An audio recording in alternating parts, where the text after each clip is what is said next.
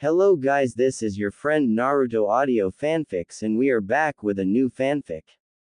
Which is what if Naruto was Tsunade and Minato's son, the Senju heir, the shadow of power, and his dark harem, Part 2. And if you enjoy this fanfic then please press the like button and subscribe to my channel for more fanfic like this.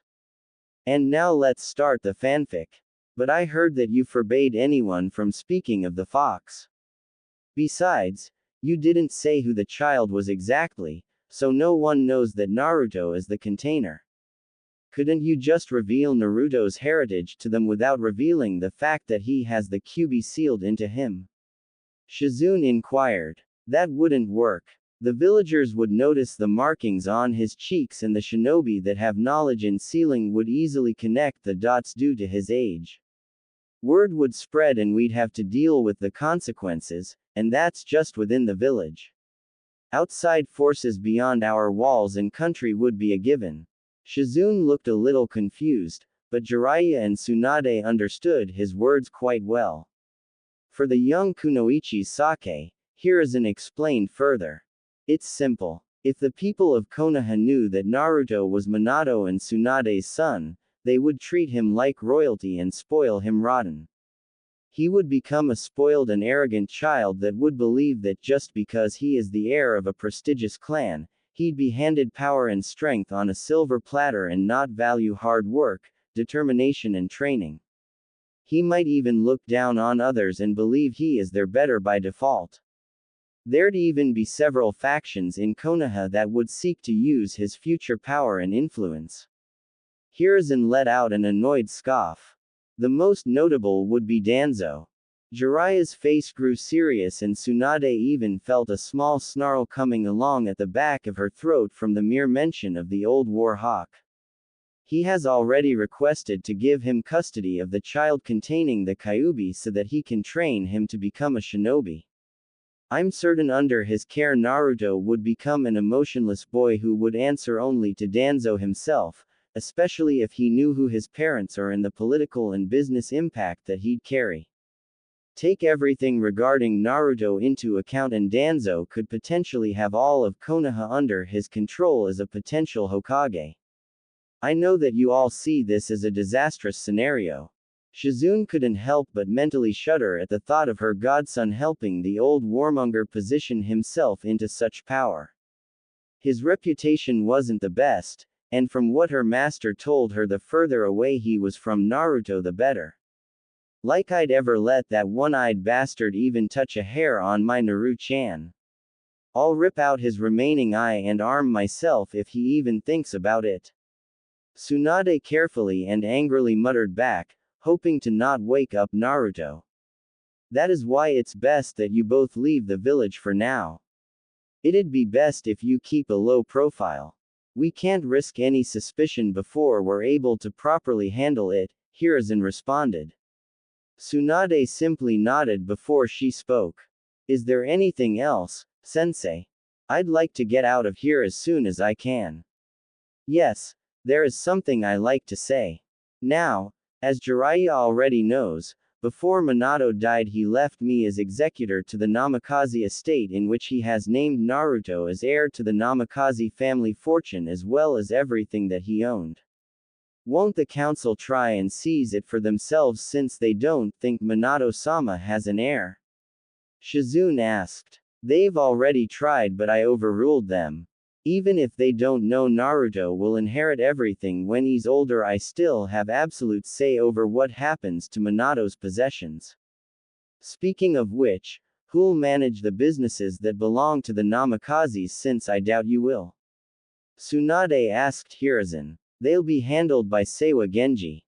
He helped Minato's father manage them and continued to overlook them when he died and Minato inherited it all. He was a good and loyal friend to the family so we don't have to worry.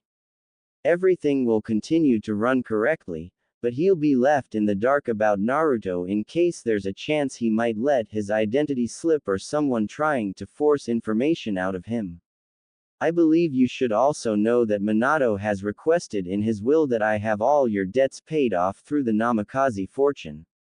Tsunade and Shizune felt shock overtake them. And before you try and refuse, you don't need to worry about negatively affecting Naruto's inheritance. Even as high as your debts are, they won't make that big of a dent in the family fortune. Minato also set up a trust fund for Naruto which will be paid monthly to you and should be enough to allow you three to live simple but comfortable lives even if you travel around, which seems like what you'll be doing. Hiruzen ended. After a few moments, Tsunade and Shizune got over their shock, and as much as the Senju hated to admit, she was grateful for Minato getting rid of all her debts and taking care of them all. However, she would never truly forgive him for turning their son into a sacrifice regardless of how noble or selfless his reasons were. Well, if that's all, Sensei, I think that once Shizune and I get everything we need to take care of Naruto, we'll leave tonight, Tsunade said, all while gently rocking her son. There is one last thing I would like to say, Tsunade, Hiruzen started, causing Tsunade to raise an eyebrow. I know that you have good reasons to keep Naruto away from Konoha, but I would like you to consider allowing him to become a shinobi of Konoha when he's old enough. Tsunade looked ready to argue. Before you speak against it, you have to remember that the blood of some of the greatest shinobi in the world, including yourself, runs through Naruto's veins. Following the path of a shinobi is instilled in him, and I highly doubt that you could stop him even if you tried to. Naruto has the potential to become as great a shinobi as your grandfather, great uncle, and his father, maybe even greater, and he'll need the support of Konoha behind him to help him with whatever enemies he will face. He'll need to be here to claim and protect his fortune and other heirlooms like the Hiraishin scroll anyway, so building a connection would be ideal for everyone. At the very least, he'll be able to make sure his property doesn't fall into the wrong hands. Tsunade frowned, but she had to admit he had a point. After a few minutes of carefully thinking, Tsunade spoke. I won't make any promises of his future in Konoha, but I'll think about it. We will definitely be back to claim his inheritance, though, so a decision will be made by then. That's all I ask, Hiruzen replied with a smile. I think I'll head out as well, Sensei. It's best that I travel and reconnect with my spy network. We have to keep an ear out for anyone that might catch wind of anything related to Naruto or Heim. It'd be smart to look for any threats in the future too. Jiraiya said. Hiruzen offered them all a smile. Very well, I wish you both the best of luck. Don't worry, we'll keep you posted on how we're doing, Tsunade assured. 3 hours later, when the night sky had fully loomed over Konoha, Jiraiya, Tsunade, Shizune and Naruto snuck out of the village with none being the wiser. As they left, the Sandaime was looking out the window of his office and at the star-filled night heavens. I look forward to the day of your return, Naruto, for I have no doubt we'll be seeing great things coming from you, just like your mother, father, and your ancestors, he thought with a slight smile. He then turned to look at the pictures of his predecessors, all of them sharing the same blood as the whiskered blonde. After a few minutes of silent staring and thinking, Hiruzen decided to head home and finally get some. Ba, ba, ba, ba, ba, babbled baby Naruto as he finished eating his mashed banana with his fingers and got about half of it around his face and on his bib. Good boy Naru-chan, you ate all you bananas. Although you got at least half it on your face and clothes, you little devil you, cooed Tsunade as she went to pick up Naruto out of his high chair and smiled at him. Ma, ma, ma, ma, ma, babbled Naruto as he saw his mother coming to pick him up, to which he giggled as she lifted him out of his chair. You're a messy little boy, aren't you? Aren't Naru-chan? Tsunade continued to coo as she looked down at her messy son, who just giggled more, then put one of his fingers in his mouth to make himself look innocent and more adorable. She just shook her head and smiled slightly. You're just like your father, a real charmer when you want to be. Naruto laughed and clapped his small hands together as if agreeing with her. Shizune. I'm going into the next room to change Naru-chan out of his messy clothes, will you please clean his high chair up and put it away while I'm doing that? Tsunade called as she went to the next room. Certainly Tsunade-sensei, Shizune answered from the kitchen. As Tsunade was changing Naruto out of his dirty clothes, she thought about when she left Konoha and when Naruto was born. During that time not much had happened since Tsunade made sure to keep a low profile. This past year she had traveled mainly around Fire Country and the other smaller nations with baby Naruto and Shizune. They would stay in small villages, towns, or cities for a few months before they would move off again, not wanting to attract unwanted attention. When they traveled or was not in the privacy of her current home, she would put a special henge over herself and Shizune to change their appearance to everyone but Naruto so that he would not get scared or confused when he did not recognize them. This was to make sure that if someone was looking for them, they would be unable to know where to start looking. As they traveled to different places, she would offer her services as a healer to people with different illness or injuries. Though she did not need the money since the money Minato had set up for Sarutobi to send them through her slug summons was enough to allow them to live simple but comfortable lives. Tsunade did it because it made her happy and gave her something to do when not caring or playing with Naruto. Also during the year, Naruto was growing up to be a very active child.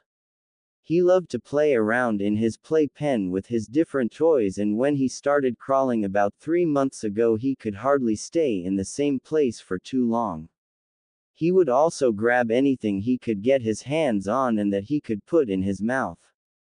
On more than one occasion, Tsunade and Shizune had just barely stopped Naruto from swallowing or choking a coin, a marble, and other small objects. He also had a knack for getting into trouble. On several occasions Naruto somehow climbed up onto a chair, table, or even a shelf whenever he saw something he wanted on them.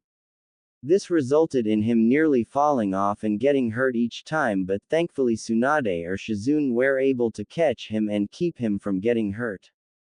Though Tsunade nearly had a heart attack each and every time it happened. It was after the second one of those incidents that both Shizune and she decided that one of them would always have Naruto within eyesight for their own peace of mind. After Tsunade finished changing Naruto, she lifted him up in her arms and cooed, "Now that you're nice and clean again, you're a handsome boy. Aren't you, my little Naru-chan?" Naruto just replied by squealing in delight and clapping his hand again. Tsunade then went out to the main room where Shizune was just finishing putting away Naruto's high chair. She then went to sit down on a chair and began to loosen up her robes and lowered the strap to her bra to expose her left. She then brought Naruto up to it so that he could start feeding. After which Shizune then went to another chair opposite Tsunade and began to read a new medical book she had recently bought. It was just about 5 minutes after Tsunade began that someone suddenly came through the open window that was next to her. With Tsunade so engrossed with feeding Naruto and Shizune in her book, both of them failed to notice the intruder. When the intruder saw Tsunade's current manifestation and what she was doing, he suddenly let out a large cry. "Ah!" After which the intruder was sent across the room by a massive nosebleed and hit the wall hard, knocking the intruder out. When the two women heard the cry and the thud of the intruder hitting the wall, they both immediately sprung into action. Tsunade went into a protective stance covering Naruto, who was crying after being interrupted from his feeding time, while Shizune went into an offensive stance with her Senbon needles out and ready. When the two women looked over at the unconscious intruder, Tsunade growled under her breath angrily and began muttering curses upon seeing whom their guest was.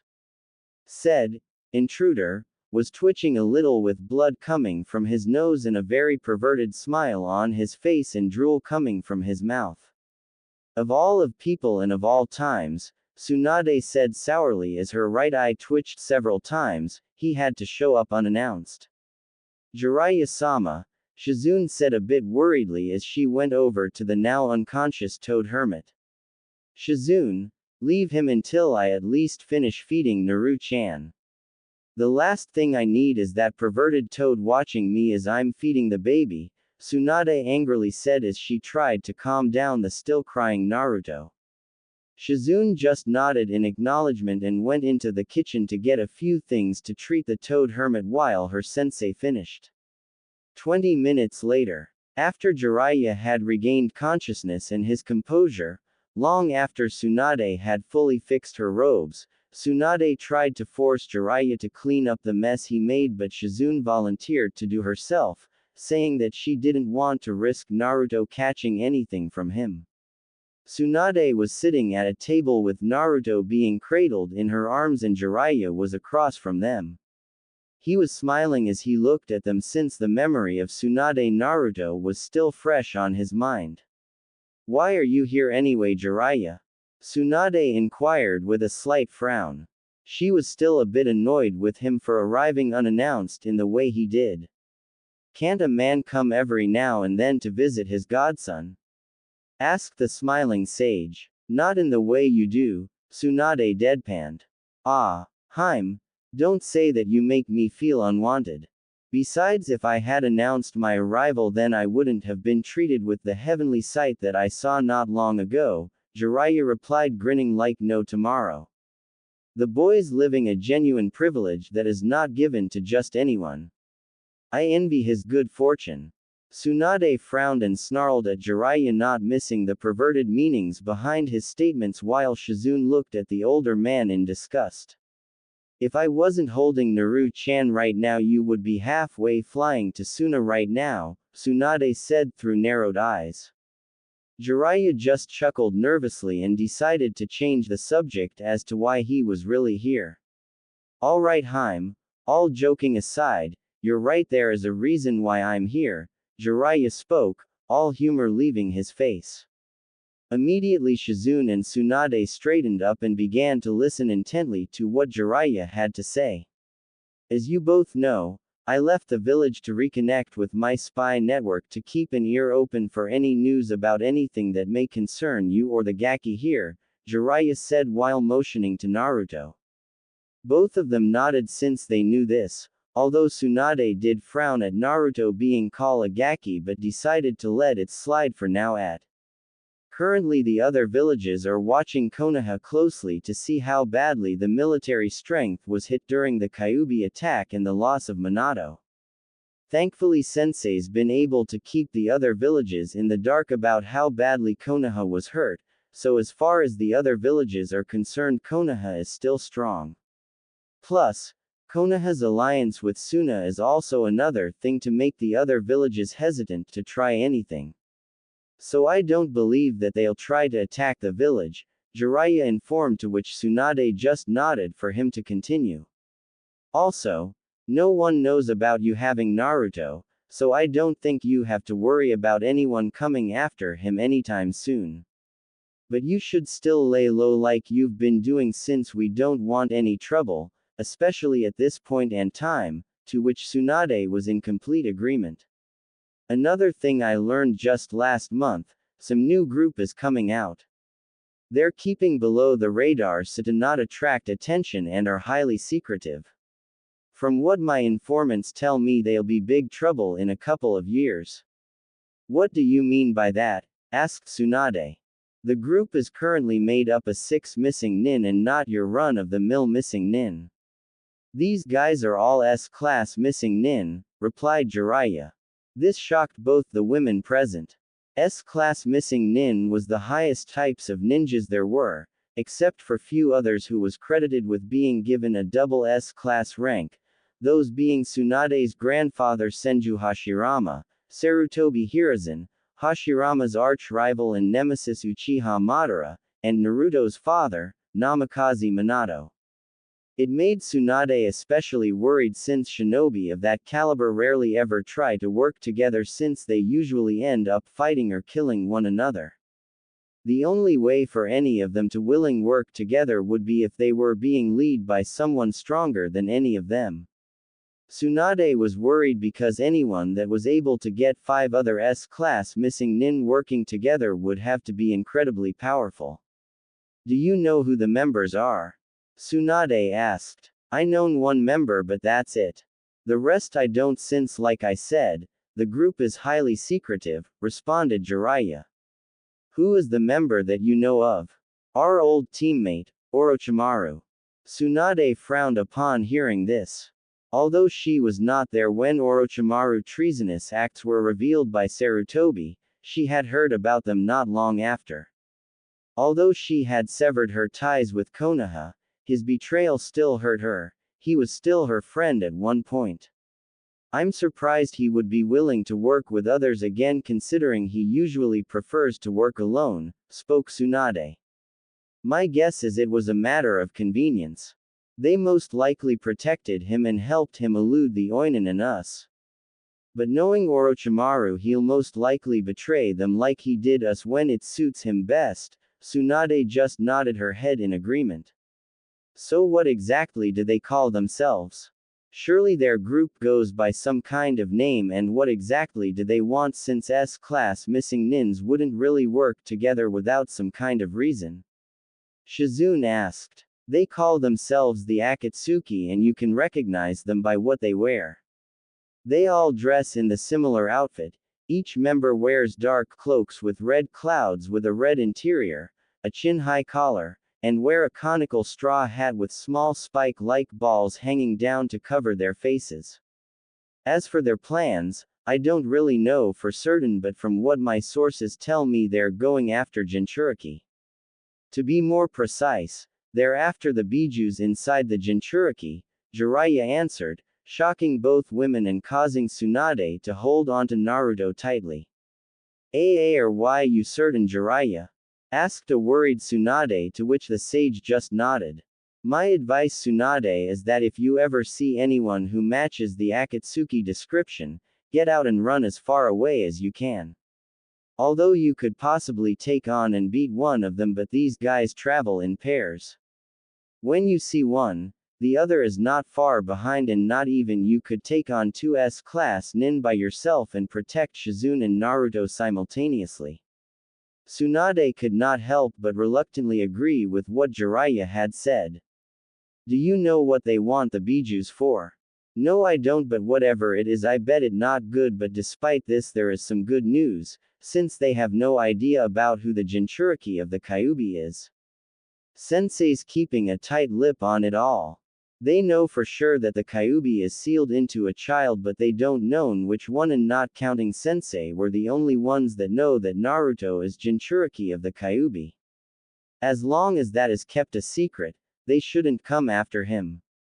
This of course gave Tsunade some relief, but the nagging fear in the pit of her stomach was still there. Also, from what I have gathered, they won't make any real move against any of the other Jinchuriki for a while, since they are still trying to recruit more members for their group and funds for financing the operations, whatever they are. It'd be a few years before they make any real move against anyone, and it means we still have time to prepare. Naruto, which got a look from Tsunade that said he better not be talking about what she thought he was thinking of. Now Tsunade, don't give me that look. I know you don't want to hear this, but you have to, since it for Naruto's good as well as everyone else's. The Akatsuki members are no amateurs. They will eventually figure or find out that Naruto is the Jinchuriki of the Kyuubi, and when they do, they will come after him. So when Naruto is old enough, we will have to train Naruto to be a shinobi. At this point Tsunade was about to interrupt, telling him no, but before she could, Jiraiya cut her off and continued. Tsunade, like Sensei said, Naruto has the blood of some of the strongest shinobi to ever exist running through his veins, with you being among them as well. I doubt you could stop him from becoming one, and the stronger he becomes, the better his and our chances are against the Akatsuki when they do finally come. Also, Naruto will have to learn sooner or later that because of whom he is, who he related to, and what he is, he will always have to watch his back.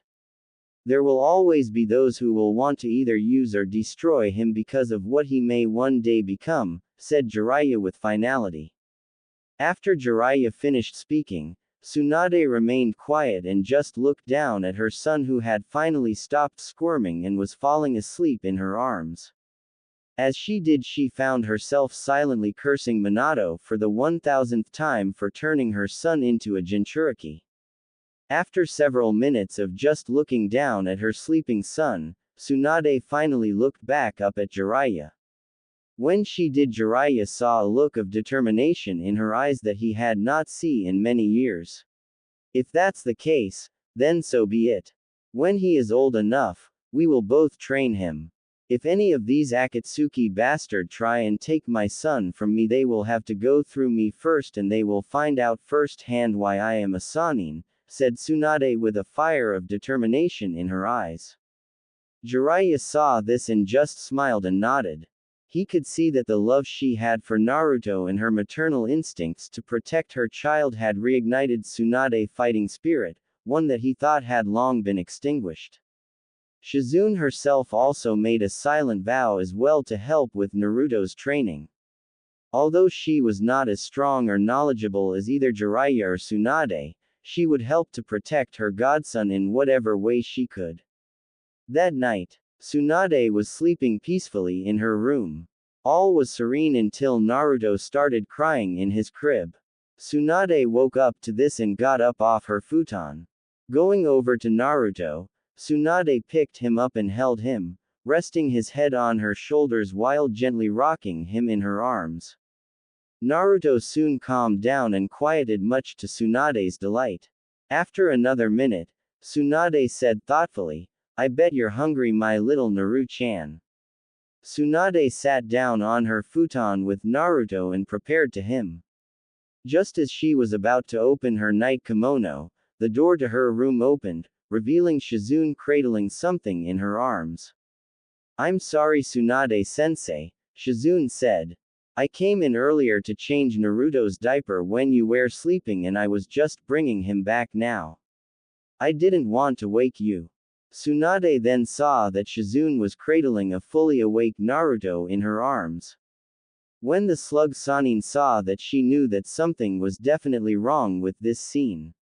"Wait a minute," Tsunade exclaimed. "If that's Naruto, then who am I?" Looking down at her arms, Tsunade saw that she was cradling a wooden log in her arms. While cradling the log, she turned and saw Naruto, quietly attempting to crawl and sneak away from her towards the opened window.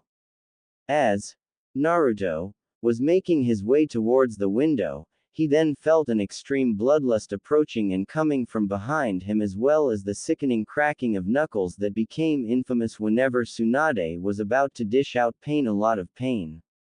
As he fearfully and slowly turned his head, he thought of one word that he thought might have saved him with puppy dog eyes and the sucking of his right thumb: mama. Sadly, it did not work and Tsunade sent him soaring out the open window, where she quickly followed after him. The same small figure came crashing hard into the ground, forming a crater in it.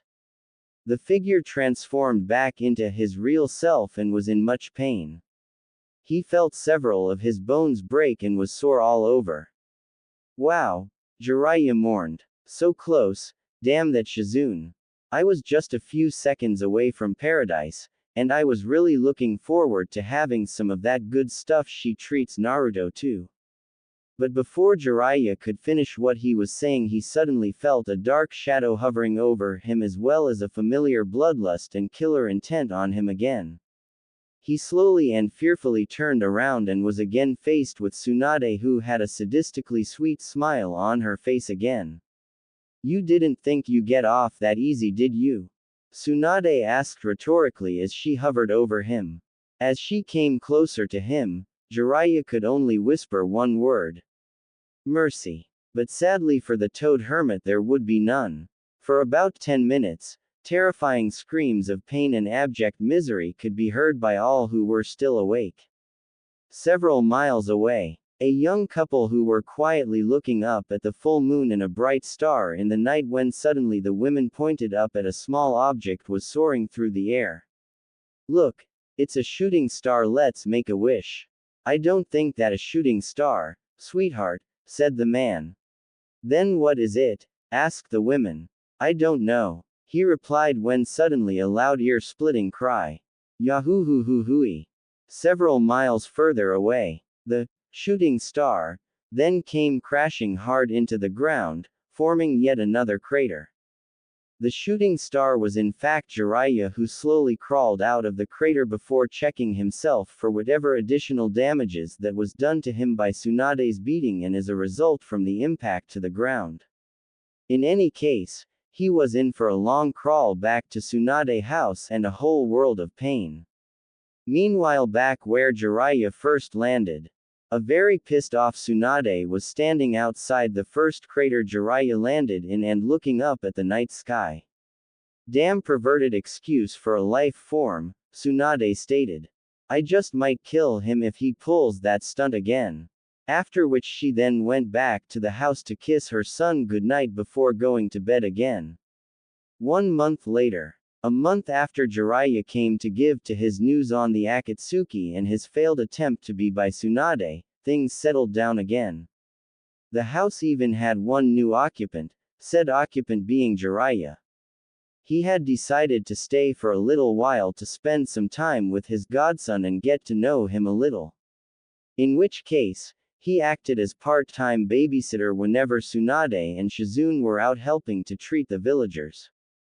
Both women agreed to allow Jiraiya to babysit on the condition that he not try and corrupt Naruto into becoming a pervert like him under the threat of castration and disembowelment with dull kunai and bare hands. It was after a long day from healing a large number of people who had traveled from the outer parts of the village to get Tsunade to treat their various ailments that when she and Shizune came back to the house to find Jiraiya watching Naruto. The baby was playing with 3 small summoned toads that Jiraiya had summoned for Naruto to play with, which Naruto loved doing since he would waddle after the toads as they hop around the room with him trying to catch them. When Naruto saw his mother and Shizune, he squealed happy and waddled over to him mother to hug her, and as he went over to her he said, "Mama," which surprised them since they did not expect Naruto to be speak this way for few more months. Since he had shown no real signs of trying to speak other than babbling. Tsunade then picked up Naruto and asked, "What did you say, Naru-chan?" "Mama," repeated the blonde baby. This caused her to hug and cry in joy for her son at speaking his first real word. "What a smart boy you are, Naru-chan, you only started walking a few weeks ago and now you're starting to talk." "Naruto, can you say Hakubo, auntie?" "Can you?" asked Shizune as she gained Naruto attention. Nei-chan, Naruto said. "I doubt you'd get any better than that, Shizune," Tsunade chuckled. "Oh well, I guess being his Nei-chan isn't so bad," replied Shizune as she grabbed little Naruto's nose and wiggled it a little, which made him laugh. "Hey Naruto, do you know who I am?" "Do you?" asked an excited Jiraiya when he came up to Naruto to find out what he'd call him. Pervert, replied Naruto as he pointed at Jiraiya, causing the sage to face fault and Shizune to giggle loudly while Tsunade smiled and laughed even harder. "That's my little boy, such a smart boy just like his Ka-chan," laughed Tsunade as she turned around to go into the kitchen with Naruto. "I resent that remark, I'm not a pervert," cried Jiraiya as he stood up. "Then what are you?" asked Tsunade turning around slightly. "I'm a super pervert," grinned Jiraiya, after which an annoyed Tsunade elbowed him in the face and sent him flying to the other end of the room, resulting in him hitting the wall. "Damn pervert," muttered Tsunade as she went to the kitchen with Naruto and Shizune following closely behind. 1 month later. Currently Jiraiya was in Tsunade's house watching over Naruto again. Tsunade and Shizune had gone out to a small farm several miles out of the village to help the daughter of the farmer who was severely ill and in need of treatment. As he was watching Naruto, he was also trying to come up with new ideas for his latest book, but unfortunately he was having a severe case of writer's block.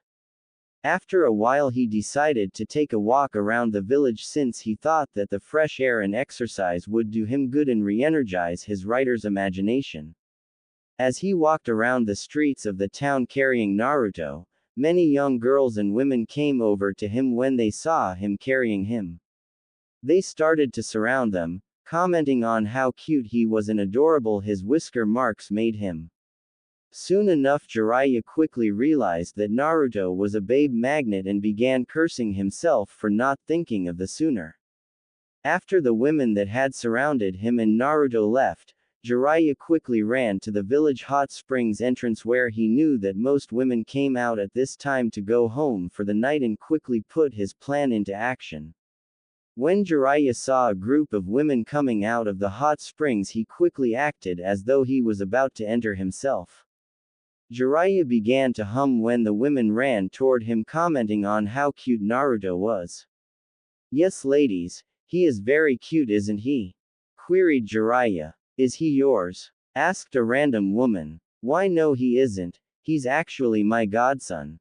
The women then began to swoon over Naruto commenting how adorable he was with his whisker marks or how beautiful his eyes were and asking more questions about him to Jiraiya who was far too busy looking at there to answer any of their questions.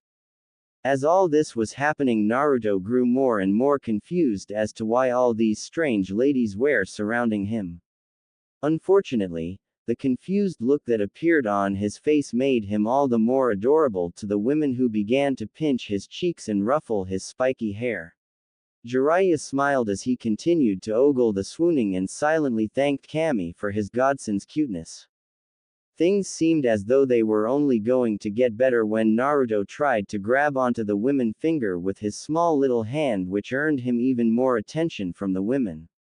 "Oh, he's trying to grab my finger. He's so adorable isn't he?" said a brunette woman.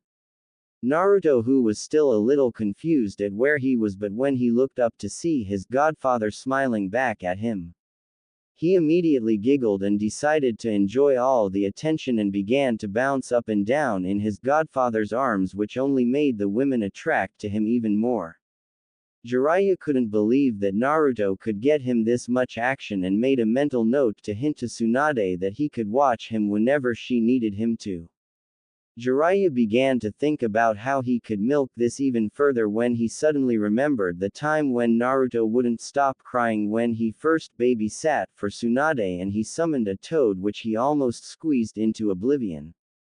Jiraiya smirked and patted himself on the back for his brilliant thinking and then quickly summoned a small toad and ordered the toad to hop into Naruto's view. While Naruto was hopping up and down in Jiraiya's grasp, the toad jumped onto Jiraiya's shoulder. Naruto immediately stopped bouncing when he saw the toad and began to reach for it. The women awed at Naruto's actions and became even more infatuated with the young boy when he was able to get a hold the toad and begin hugging it for dear life. Unfortunately as Jiraiya was busy trying to make his move on the young village women, Tsunade and Shizune were entering the village after finishing with helping to treat the daughter of the farmer.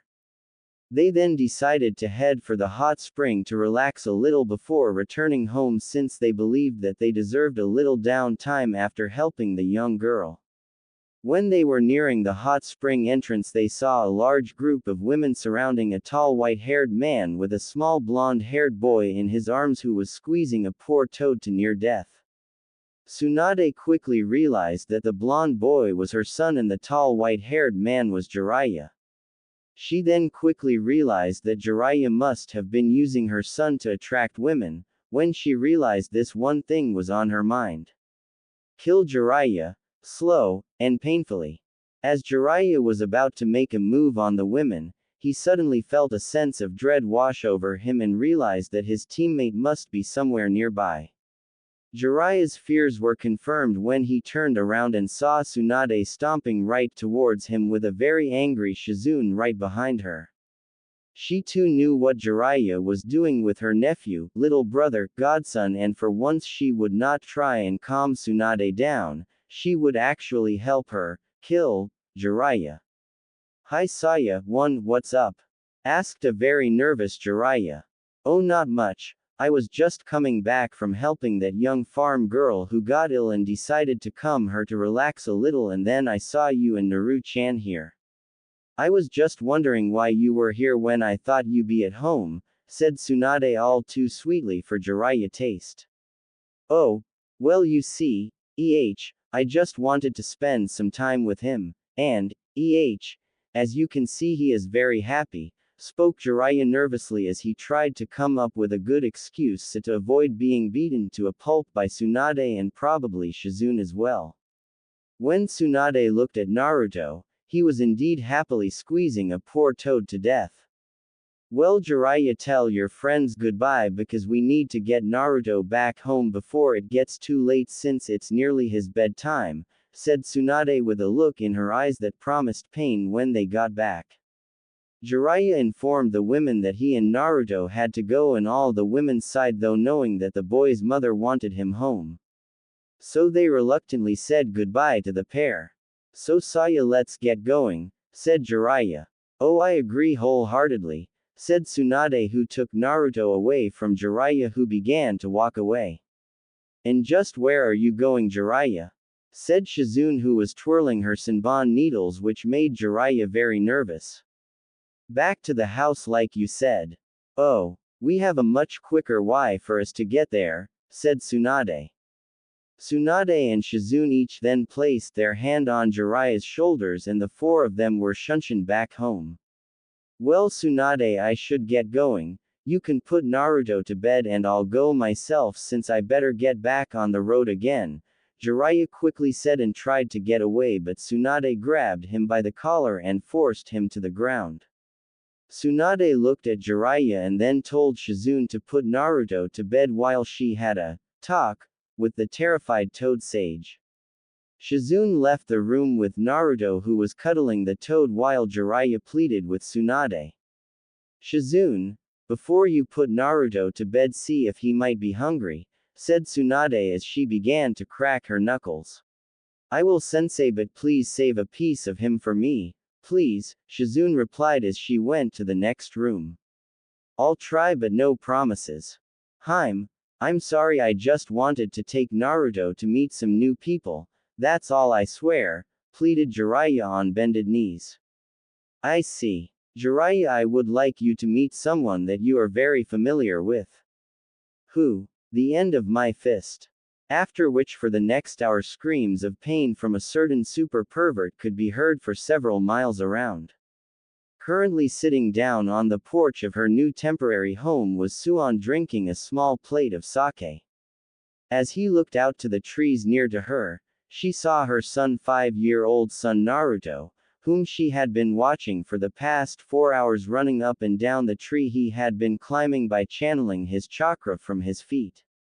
Suan could not help but smirk at all the energy that her son had. Most kids his age wouldn't have enough chakra to go up even a quarter ways up the tree, let alone be able to channel their small chakra reserves to their feet and even try to walk up the tree. They had began Naruto training when he was 4 and slowly increased the training little by little. At first they only had him running, but soon after they started him to teach him to read and how to channel chakra, do different exercises and wear weights. It had been a trouble getting him to settle down enough so to teach him to read, since like when he was a baby Naruto was still a very active child who did not like to stay still long. But eventually they were able to get his interest into reading by having plenty of pictures with animals on it since he enjoyed animals. Over time Naruto gained an interest in reading, especially if the books had pictures in it. Also, when they started to train Naruto in his chakra training, they learned that the best way to teach him was to visually show and explain it to him, so to keep his attention since he could be easily bored. But even still, when Naruto started to train to control and use his chakra, they learned 2 things. The first was that he had very high chakra reserves for a boy his age. Currently Naruto's chakra level was that of a young genin, and although that does not seems very high, the fact that a 4-year-old boy had that level was astounding. When Tsunade asked Jiraiya about this, he said it was not unexpected for Jinchurikis to have high chakra levels. Due to them having a demon spirit inside them where their bodies would adapted to handle the strain by having their chakra coils thicken and reserves become larger, so they can handle the Excel chakra that would come from their bijus after being diluted by their seals. The second thing they learned was that Naruto had inherited her natural flawless chakra control. They learned this when Naruto was given his first chakra control exercise and to keep a leaf stuck on his head, in which he got it on the first go after it was explained to him. It was proven even further when he was able to channel his chakra to his feet and walk up on a tree with just his feet. This was surprise since in most cases whenever someone had large chakra reserves their control was not very good. While when someone had excellent chakra control they had small reserves, but Naruto had both without either of the negative effects. When Tsunade and Jiraiya learned this, it pushed away any remaining doubt about Naruto being a highly skilled ninja one day. The reason why Naruto was doing the exercise now was to help increase his stamina, not that it needed much improving since Naruto proved to be a stamina monster, and in the increase of his chakra reserves while at the same time keeping his control high as well. Okay Naru-chan, that enough for today. Why don't you take a break for today since you don't want to overexert yourself by training too much, said Tsunade as she saw her son was getting tired. But Ka-chan, pant. I can, pant, still, pant, keep going, pant, said the clearly tired boy. Tsunade just smiled at her little boy trying to act tough. I know that Naru-chan, but why don't you and me go into town and have an ice pop since it's such a warm day and as a reward for working so hard? At this little Naruto smiled and jumped up and yelled happily at having a treat, after which he and his mother went downtown. Not long after, Naruto and Tsunade were walking through town each licking an ice pop. Tsunade had her special genjutsu on where everyone in town saw her as a medium-sized raven-haired woman with blue eyes, while Naruto just saw her as she usually was. As they walked by, Tsunade saw an open casino and decided to have a look around, where she and Naruto went in. Although Tsunade had swore not to gamble away their money like she used to before she had Naruto, she did do a small bit of gambling by doing the slots and only spending a small amount. As they walked around the slot area, Tsunade saw a quarter on the ground and picked it up. She then decided that one go at the slots wouldn't hurt. Just when she was about to put in the coin, Naruto suddenly spoke up. Ka-chan, what are you doing? I'm just playing a game that grown-ups play for fun, replied Tsunade, since it was kind of true. Can I play? Asked Naruto, who was still licking his ice pop. At first Tsunade would have said no since Shizune would most likely lecture her about giving Naruto her bad gambling habits, but she decided that one go at the slots would not make her Naru-chan an addict. Okay Naru-chan, you can have one go, okay, said Tsunade, to which the young boy just nodded. She then showed him where to put the coin and then held him up so he could pull the lever. The reels in the machine started to spin for a few seconds before they started to slow down, where the first one stayed on the gold coin image, the second stayed on another gold coin and was followed by a third gold coin. After which the slot machine started to light up, the bells in the machine started ringing as well, where coins then started to fall out the machine. Naru-chan, you won, cried a shocked Tsunade. I did. Yay, said the boy happily. Can I do it again? He asked. WWE. Why not, it couldn't hurt, said Tsunade, thinking Naruto might as well as used his lucky streak while he had it. For the next hour Naruto kept playing the slots and every time he won. It was unbelievable. Tsunade had never heard at anyone being so lucky at gambling before in her life. Figures, while I get all the bad luck when it comes to gambling, but my kid has all the luck in the world and is natural gambler. This must be Kami bitch slapping me again like this, though Tsunade annoyed. It was as she was thinking this that Tsunade quickly decided to try something else to see how lucky her son really was. Hey Naru-chan, how about we go try another game? Said Tsunade. Okay. After which Tsunade quickly brought all the buckets that she had gotten to carry the coins Naruto won and ground them to be exchanged for chips. After then she then brought Naruto and the chips to the crap table where she simplified the rules, where all he had to do was throw the dice and try and keep getting good numbers like 7 with the dice. After Tsunade had placed Naruto bets for him, he began to throw the dice like he was told, and like with the slots Naruto kept getting the numbers he needed and was cleaning house at the crap table. My little Naru-chan, a gambling genius, cried Tsunade happily as she hugged his son tightly when she was seeing how much money her son was winning. Naruto just struggled to breathe as his mother smothered him in between her two large mounds, much to the envy of the men who were watching Naruto play. After the dealer at the crap table had told them that they could no longer play there, Tsunade decided to take their winnings, a stagger 20 million ryo in chips, and went to the roulette table and put Naruto gambling luck to the true test. Okay Naru-chan, this is simple. All you have to do is tell Ka-chan what number to pick and money we put the money on it, okay? Remember what Ka-chan said earlier, it all or nothing, said Tsunade, to which Naruto in understanding. Tsunade the place the boxes full of chips on the table, and just when she was about to ask Naruto what number, a familiar voice shouted out which make her cringe. Sensei. Several minutes earlier, Shizune was travel through the streets with her shopping with Tonton and was on her way home when she suddenly saw a large group of people in the local casino. As she walked by, she heard some people mutter about some women and her kid were cleaning up in the casino. Deciding to have a look, she went in, and when she did, she saw the women was none other Tsunade with Naruto betting at the roulette, at which point she cried out angrily to her sensei. He, Shizune, how it's going, spoke Tsunade like a kid who had its hand caught in the cookie jar. I was fine until I came in here to see what all the fuss was about and found my sensei using her son for gambling, spoke Shizune angrily. Oink! Cried Tonton angrily at her mistress.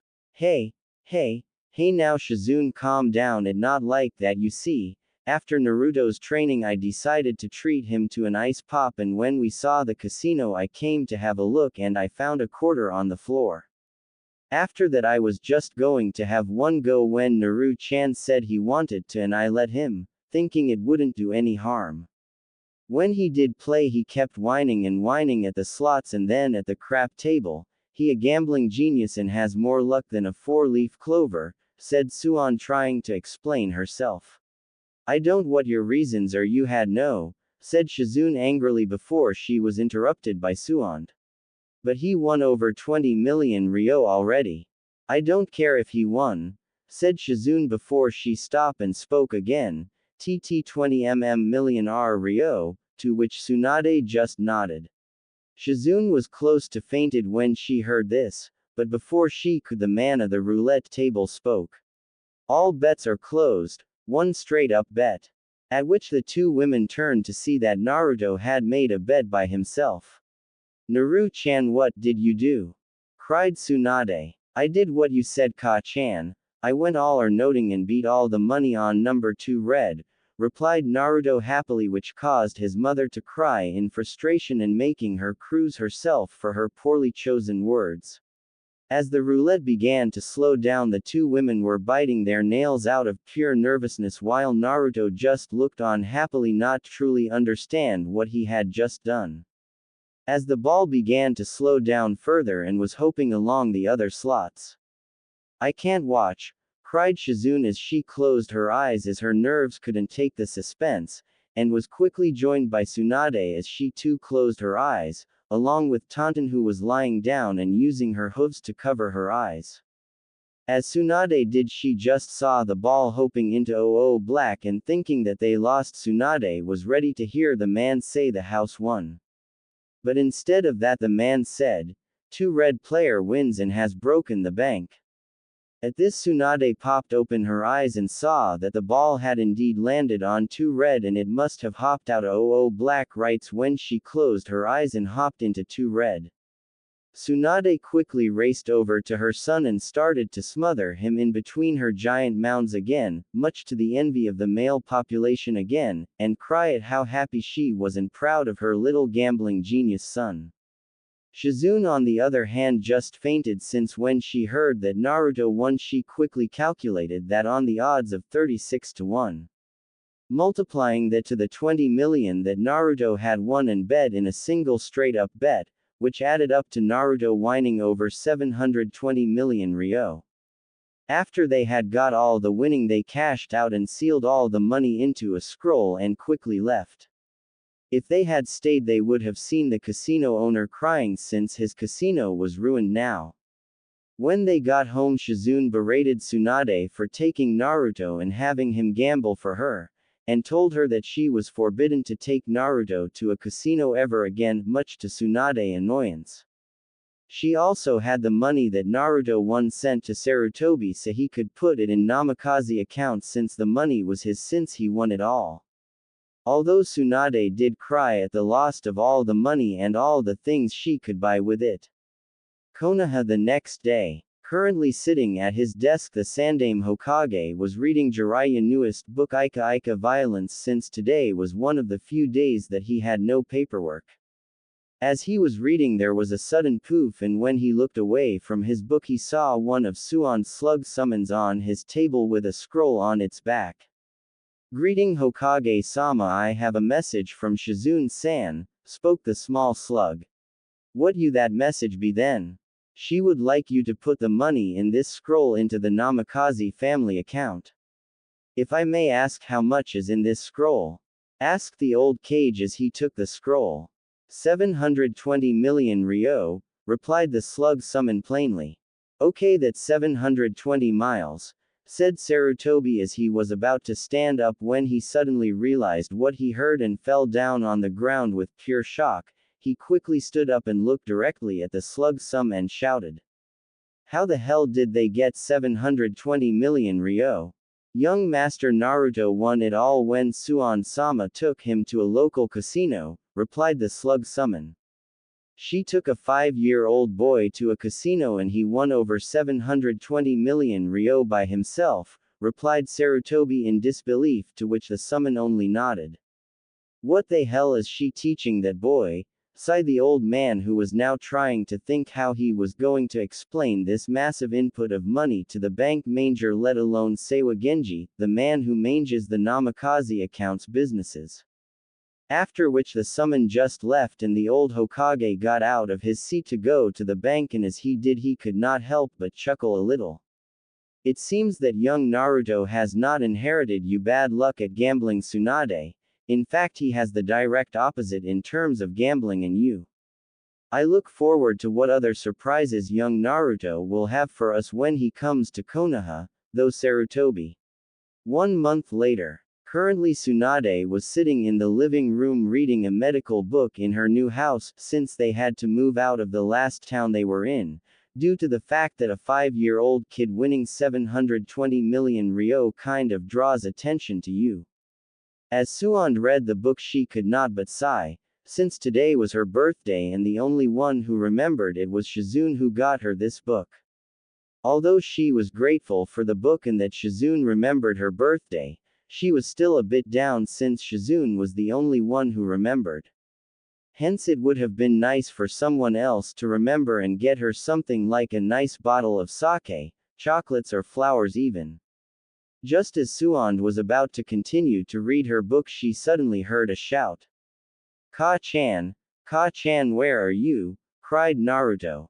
"I'm in here, Naru-chan, what wrong?" answered Tsunade. When Tsunade answered, Naruto quickly ran across the corner to enter the living. When Suon saw Naruto, she also saw him carrying a small Prunus cerulata bonsai tree in a small flower pot. "Here, Ka-chan, happy birthday," said Naruto, holding the small bonsai tree to his mother. At first, when Tsunade saw the small tree, she did not know what to say, but she soon got over her surprise and took the bonsai tree from her son and looked at it. The small tree had smooth bark with pink and with cherry blossom flowers surrounding its small branches, All in all, it was a very beautifully tree. Tsunade then began to get teary-eyed and quickly put down the bonsai tree and then grabbed Naruto into a smothering hug, to which the poor boy could barely breath. "Thank you, Naru-chan, this is the best gift I've ever gotten," said Tsunade as she hugged her son tightly, who despite being nearly crushed to death by his mother smiled and making his mother happy. After a few minutes, Tsunade let go of Naruto and put her bonsai tree on the windowsill, after which she then turned to her son. "Naru-chan, who told you it was my birthday was today?" asked Tsunade, since she knew Naruto could not have known it and someone must have told him and she had a guess who. "Shizune-chan told me last week," answered Naruto, confirming what Tsunade guessed. "And did she give you to the tree to me as a present?" asked Tsunade, since she suspected that this was Shizune's way of cheering her up a bit, but to her surprise Naruto shook his head. "No, I got it myself," answered Naruto. "Then did she give you the money or it?" she asked, since with the small little bit of pocket money she gave Naruto a week, she knew he did not have enough money to buy it himself, but to her surprise Naruto shook his head again. "No, I grew it," replied Naruto. This of course confused Tsunade, but then frowned. "Naru-chan, now don't lie to me." "But I'm not, I did grow it myself," said the boy. "Naru-chan, I know full well that you can't grow a tree like that in just 1 week," replied Tsunade, frowning more since she did not like her son lying to her.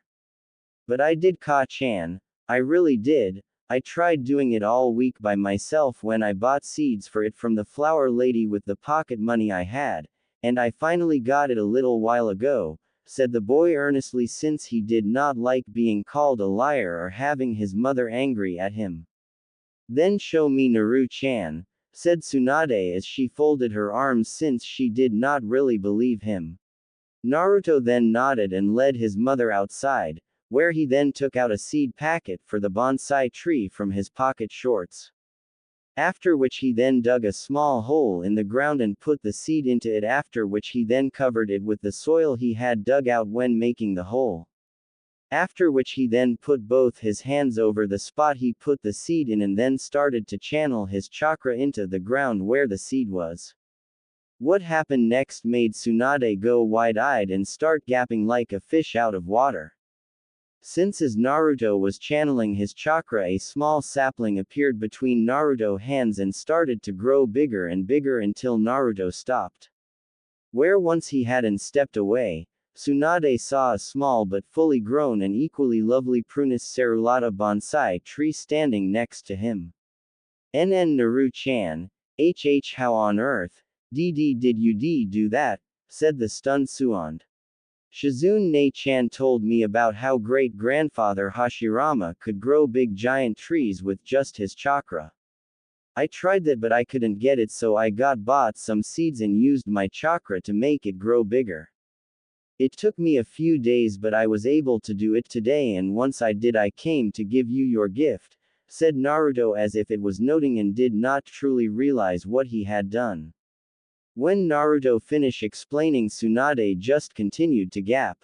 "Mokuden. Naruto has the power to use Mokuden, but how? That ability was lost when Hashirama Ojiazan died, and no one in our clan has ever been able to use ability since.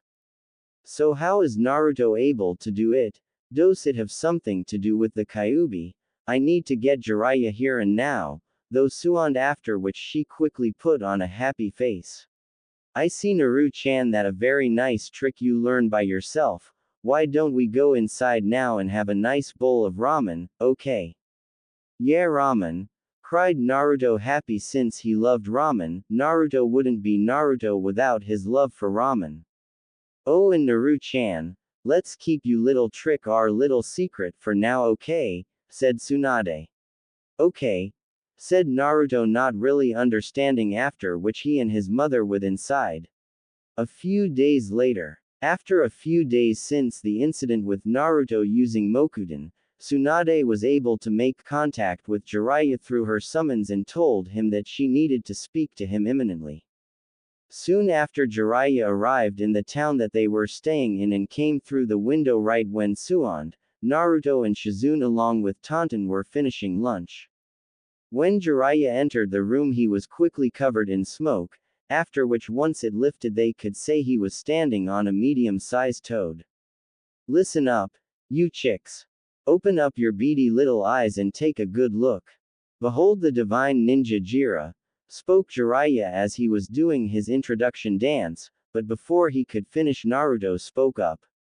Hiya Arrow Senin. This caused Jiraiya to lose his balance and fall flat on his face in front of them. This in turn caused everyone to burst out laughing at Jiraiya's expense. I told you brat. Stop calling me that, whined Jiraiya at his wounded pride since his cool introduction dance was ruined by Naruto outburst. But why? Both Ka-chan and Nei-chan say that you're a pervert and you said it yourself you are a pervert and you are a senin, so that means you're Arrow Senin, said Naruto. He got you there pervert, chuckled Tsunade while Shizune giggled and Tonton, oinked, in agreement. I'm not a pervert, I'm a super pervert, cried Jiraiya and he did a ridiculous-looking pose which caused everyone else to have a large sweat drop behind their heads. Jiraiya then decided to change the subject from him into why Tsunade had wanted to speak to him so badly. So Heim, what is so urgent that you needed to see me so quickly? Asked Jiraiya. Naru-chan, can you show Arrow Senin your little trick? Asked Tsunade, who was smirking at Jiraiya indignant yell. Okay, replied Naruto as he, Tonton, Shizune, Tsunade and Jiraiya went outside, where Naruto then dug another hole in the ground next to the Prunus cerulata bonsai tree that he grew earlier for Tsunade.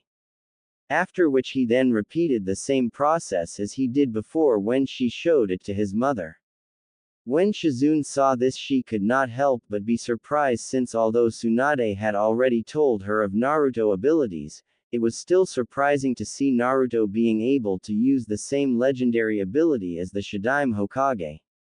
But as surprised as Shizune was, Jiraiya was utterly flabbergasted since even though Naruto was the Shadaime great-grandson, he never expected for Naruto to have the Shadaime Mokuten abilities. Since it was long believed that despite it having all the characteristics of a bloodline it was never classified as one, since neither Tsunade, her brother nor their father or of the Shadaime other relatives had inherited it, hence it was just believed to be a mutation. This changes everything, thought Jiraiya. Naru-chan, you go play with Tonton for a little while I talk to Jiraiya. Okay, said Tsunade as she smiled down at her son. Okay Ka-san, come on Tonton, let's play tag and you're it, said Naruto as he ran off. Tonton just went, oink, and went off to play with Naruto. When Naruto and Tonton had left, Tsunade then turned to Jiraiya with a serious look on her face. You can see why I wanted to talk to you immediately, said Tsunade and turned to face Jiraiya, who had an equally serious face and just nodded on what Tsunade had said since he was in deep thought. Jiraiya, is this an effect of the Kyuubi being inside Naruto? Asked Tsunade. No, I don't believe so, since although there has never been a Jinchuriki for the Kyuubi before, I'm still certain that isn't a side effect of Naruto having the Kyuubi inside of him, since it doesn't match the abilities that the Kyuubi is known to have. Although Jinchurikis are each given special abilities by their bijus, for example the Ikibi no Shukaku Jinchurikis always have the ability to control and manipulate sand. But in Naruto's case no, since the Kyuubi abilities have no connection to nature or Mokuten but your clan dos, hence I believe Naruto has just reawakened the Mokuten ability. But how is that possible? Mokuten is a mutation that only appeared in my grandfather, it isn't a bloodline, replied Tsunade. Well, it seems that we were wrong, since it the only answer as to why Naruto has it, spoke Jiraiya. Then why is it that my grandfather was the only person to be able to have it? Why didn't my father, Nawaki, myself inherit it from him, or any of the other members of my clan have the ability to use Mokuten as well? Asked Tsunade. The only reason I can think of is something that I read a while back when I was training in Myobokuzen. During which I came across an ancient record written by a sage long back when the great shinobi clans were only being founded. In the scroll it spoke how when the bloodlines were first showing up, it said that the bloodlines were unstable and many of the children of bloodline holders did not receive their parents' bloodline. It was not until a few generations more after the first bloodline holders of each bloodline did the bloodlines finally stabilize so that the other generations of the clans would have them. This can explain how not everyone in a clan with a bloodline can receive and use their clan's bloodline, since it may have not stabilized in certain people. The Uchiha clan is a prime example of this since only a quarter of its members can use the Sharingan, since it was only the ancestors of that part of the clan who bloodline finally stabilize enough for it to be passed down to them, spoke Jiraiya and continued. My guess is that your grandfather was the first person to be born with the Mokudan ability, and like with the first bloodline users, the Mokudan bloodline was too unstable to be passed on to his descendants like your father, your brother and you Tsunade. But it seems that the Mokudan ability has finally stabilized with Naruto, hence why he's the one to have it, finished Jiraiya. Tsunade just nodded since it made sense, and as a medic she knew a lot about genetics, and how some genetic traits are not always inherited by everyone in a family or clan, especially if certain genes were unstable. I'm also afraid that now with Mokudan, Naruto is in even greater danger than he was before, spoke Jiraiya again, which Tsunade frowned and nodded in agreement, while Shizune just looked confused and decided to ask why. But Jiraiya-sama, why is Naruto now in more danger with Mokudan? The reason is because when word reaches the other villages and certain organizations like the Akatsuki, they will come after Naruto, since he would be very useful to the Akatsuki, with his Mokudan powers. Especially if he is properly trained in it, he could help the Akatsuki greatly by subduing the other Jinchurikis, by using his Mokudan powers to suppress their Biju's powers, making them easier for the Akatsuki to capture them. Not to mention other villages would want him to use him as a weapon to use against other Jinchurikis, since the power of the Shadaime Mokudan is well known by all, where it could match even the Sharingan in terms of powers and certain special abilities. They would want it even more if I'm right about the Mokudan finally stabilizing and becoming an official bloodline where Naruto could pass it on to his future children. In which case they would use him as a breeder to make entire clan of Mokudan users, where they would have an entire clan with the power to suppress Bijus and controls them. Something that many villages would stop at noting to have, and if they could not have it they would have Naruto killed to keep others from having that kind of power. It would be even worse if they found out that Naruto was also the Jinchuriki for the Kyuubi, the strongest of all the Bijus. Because if you combine the power of a Jinchuriki that contains the strongest of Bijus inside him, with the power of Mokudan which can suppress Biju's powers and control them, you get a force that could be virtually unstoppable. In which every village in the elemental continent would be after Naruto and wouldn't stop until either they kidnap him and gain control of him or kill him and keep him from becoming a major threat to them. The Akatsuki would even pounce on him with everything they had, since Naruto could very well ruin whatever plans they have with the Bijus, spoke Jiraiya. Shizune paled at the thought of her godson, little brother, nephew being in now greater danger than before. Suan just frowned deeper and nodded in agreement, since she had come to the same conclusion as Jiraiya had when it came to Naruto's new ability when she waited for Jiraiya to arrive. So what do we do now? Asked Shizune. We have to increase and speed up Naruto's training more than ever now, since in a couple of years Naruto will need to be as strong as he can be to fight off enemies that will be coming after him sooner or later, said Jiraiya. Should we inform the Sandaime Hokage about Naruto having Mokudan? Said Shizune. No, we keep him in the dark about it, since the fewer people know about this the better, since there might be a chance that someone like Danzo could intercept the message or somehow learn about it if we tell Sensei. Beside when Naruto does eventually reveal that he has Mokuden to the village, Sensei will have the excuse of not knowing and he wouldn't have to deal with Danzo or his supporters on the council, trying to usurp his position over how he didn't inform them about Naruto abilities, said Jiraiya. Do we really have to reveal Naru-chan abilities to village Jiraiya? Can't we just keep it secret? Asked Tsunade. We have no choice, Heim. Naruto will need to learn properly control and master Himokuden abilities if he going to stand a chance in the future. We can help him as best as we can, but still he won't be able to fully master or control his Mokuden abilities unless he gets proper training in it, answered Jiraiya. But how can he get training there? Naru-chan is the only Mokuden user in the entire world, said Tsunade. I'm afraid that's where you're wrong, Heim. There is one other, answered Jiraiya with a slight sigh. What? Jiraiya, you're not making any sense. Other than Naru-chan, my grandfather was the only other user to be able to use Mokuden and he dead, replied Tsunade. There is one other, said Jiraiya. Who? Said the annoyed Tsunade, who was getting annoyed with being kept in the dark. You see, back before Sensei discovered Orochimaru's experiments on the people and shinobis in Konoha to develop techniques that would grant him immortality. Orochimaru stole 60 infants and injected them with the Shadaime Hokage DNA in the hopes of recreating the Shadaime Hokage and his Mokuden. But before he could finish his work he was forced to leave Konoha, since Sensei found out that he was behind the missing shinobis, civilians and infants. Out of the 60 infants that Orochimaru stole and injected the Shadaime Hokage DNA into, only one survived and received the ability to use the Shadaime Hokage Mokuden powers, replied Jiraiya sadly, since that event had shown how far his former friend and teammate had fallen just to gain power.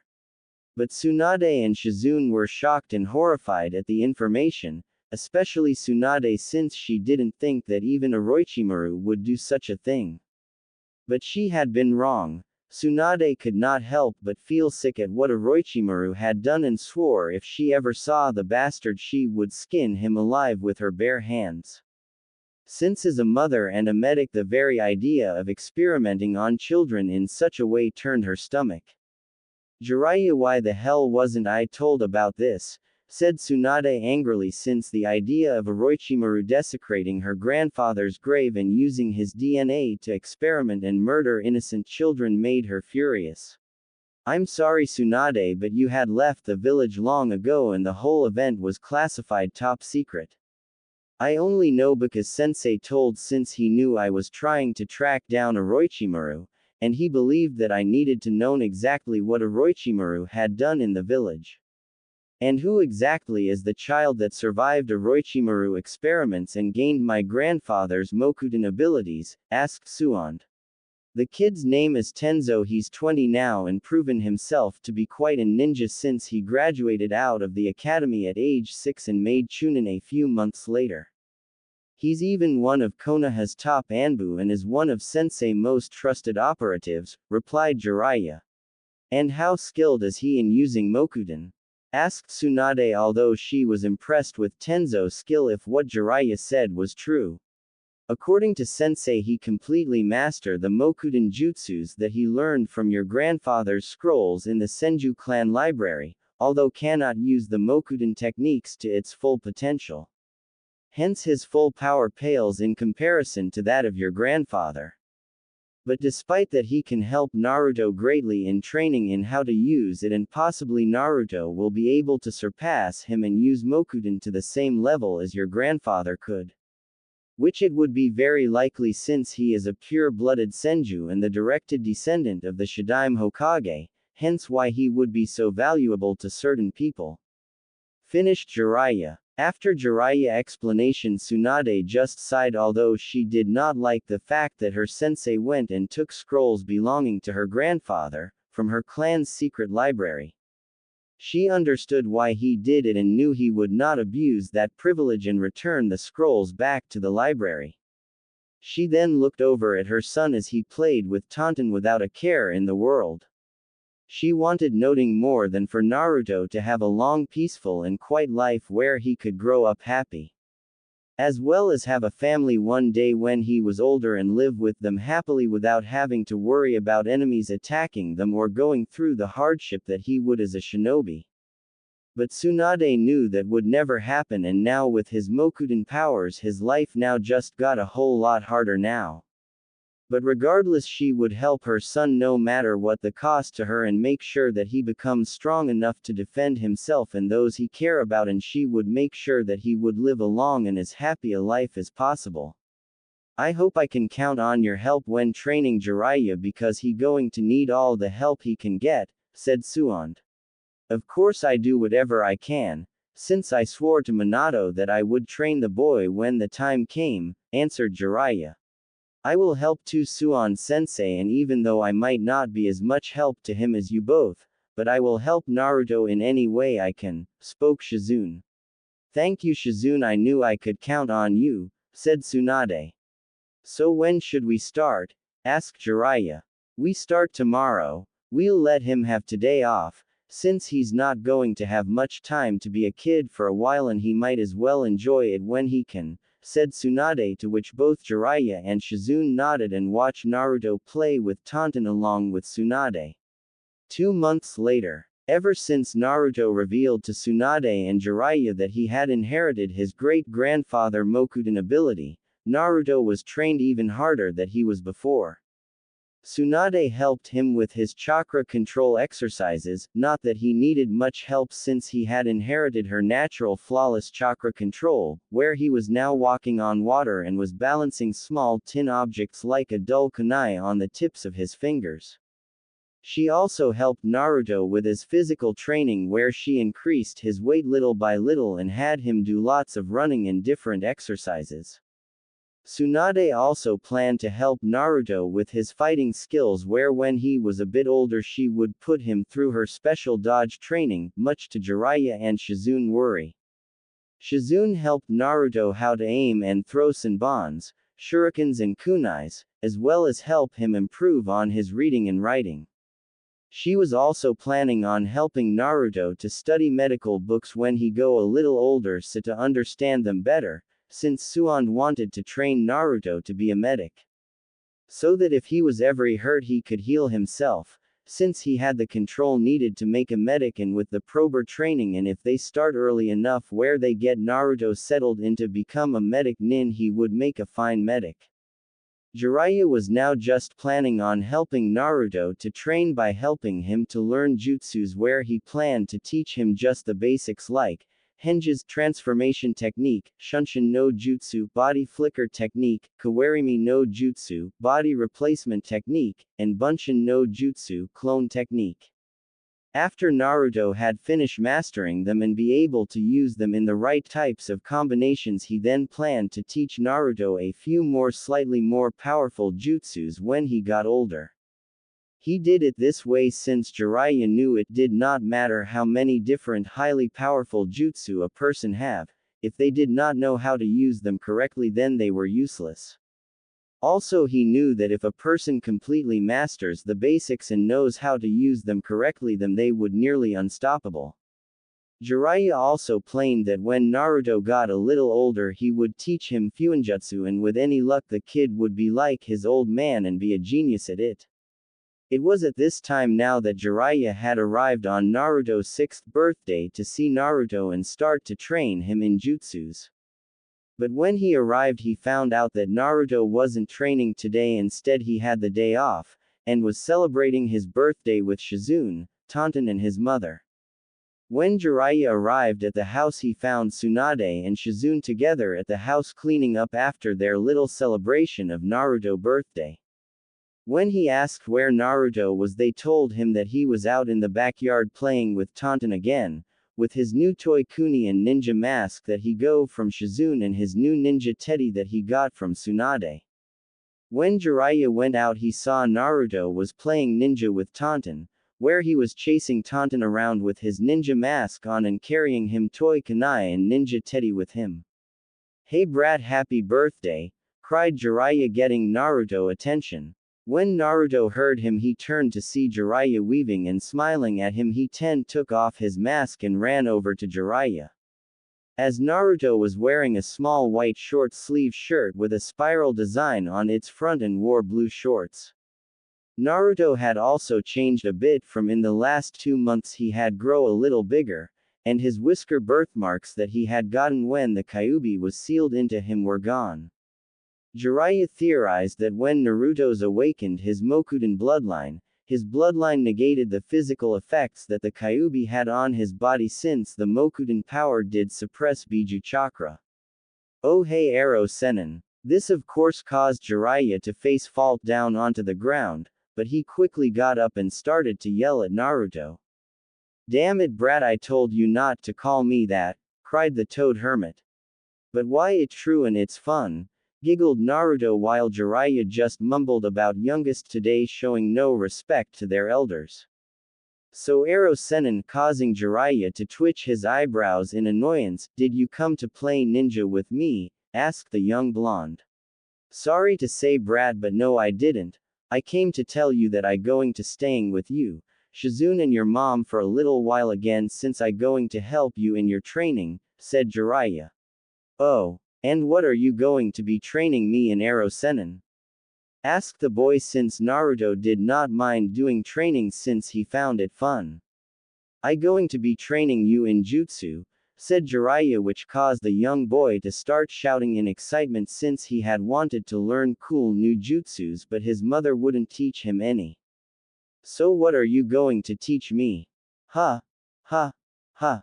Is it going to be some super cool water jutsu like Great Uncle Tobirama, or a jutsu that will let grow big gigantic trees like Great Grandfather Hashirama, or some super cool fire jutsus like Ka-chan told me Hiruzen Ojiazan can do? Asked Noro excitedly while he was jumping up and down. Sorry brat, but you're nowhere near ready for those kind of jutsus. I going to teach you how to do henges, Shunshin no Jutsu, Kawarimi no Jutsu and Bunshin no Jutsu. When you fully mastered those and can use them in the right types of combinations, I will teach you some more, said Jiraiya. Whined Naruto, since he had wanted to learn loads of cool jutsus. Now I was going to teach you how to do Shunshin no Jutsu, but since it's your birthday we're going to leave that till tomorrow since your mom told me that you have the day off today, said Jiraiya. OOOKKKKKKAAAAAAAYYYYYYY, said Naruto, since he was still down about not learning any super cool jutsus. Hey brat, don't be so down, I got a present for you, said Jiraiya, which caused the boy to smile immediately since every kid likes getting presents. Here, said Jiraiya, taking a small brown paper package wrapped with twine out of his robe and handed it to Naruto. Thanks Arrow Sennin, said the boy, taking the package and ignored the grumbling from Jiraiya about youngest today. Now enjoy brat, I see you later. I have to met some who helping me with my research for my next book, said Jiraiya as he giggled perversely. Research? What that, and can I come? Asked Naruto, since he did not understand and though it might be fun. EHHHHH. Sorry brat, you can't, it grow up stuff, maybe next time when you're older, said Jiraiya quickly, since even he had morals when it comes to taking little kids with him on his research. Besides, he knew that if did something like that, Tsunade would beat him within an inch of his life and have her slug summon Katsuyu melt off his balls with her acid. Okay, replied Naruto as we went off to open his present, while Jiraiya shunshined away. 10 minutes later in town. Jiraiya was in a small alley near the town local hot spring waiting for the person he had arranged to meet her. Soon enough a young short brown-haired man with brown eyes and wearing a white shirt and trousers came out of the entrance of the hot spring, and quickly ran over to the small alleyway that Jiraiya was waiting in. So did you get them? Asked Jiraiya eagerly. Yeah, I got them, but I nearly caught a few times when I was taking the photos, said the man, holding up over 3 dozen photos of different young girls and women in the hot spring, wearing noting but towels or noting at all. The young man who took the photos was a towel boy who worked in the hot springs collecting the towels of the women after they had finished in the hot springs and gotten dress. Jiraiya had met the boy when he was in the town on his way to Tsunade house and quickly learned that the young man was a fan of his books, and he also learned that he worked in the local hot springs. So naturally Jiraiya made a deal with the young man where in return for a little payoff, the boy would take photos of all the different young and attractive ladies who went into the hot spring for Jiraiya. Jiraiya quickly grabbed the photos and started to look through them. He then began to grin perversely and developed a large nosebleed and began to drool a little. The young man coughed loudly to get Jiraiya attention away from the photos and onto him. I believe Jiraiya-sama, you owe me something, since I held up my end of the deal, spoke the young man. You're right, I do, said Jiraiya as he then quickly took out another small brown paper package wrapped with twine and handed it to the young man, who took it eagerly and began to quickly rip open the package. Pleasure doing business with you, said Jiraiya as he began to walk away and look back at the photos, thinking about all the different types of inspiration these photos would give him. But before he could fully walk away, he was stopped by a sudden cry from the young man. Is this some kind of joke? Cried the young man angrily. What are you talking about? Asked Jiraiya as he turned back to the man. I mean, this isn't what we agreed upon, said the man holding up a book to Jiraiya's face. The book read, The Tale of the Utterly Gutsy Shinobi. Wait a minute, this is the book I gave Naruto for his birthday, but if this is it, then that means the book I gave Naruto was, oh dear sweet Kami no. Thought Jiraiya in his mind as he realized what he had done and quickly snatched the book from the man and ran with a speed that would make Guy look slow even without his weights. All the while ignoring the angry cries of the young man about noting giving him what they had agreed upon. Several minutes later at Tsunade home.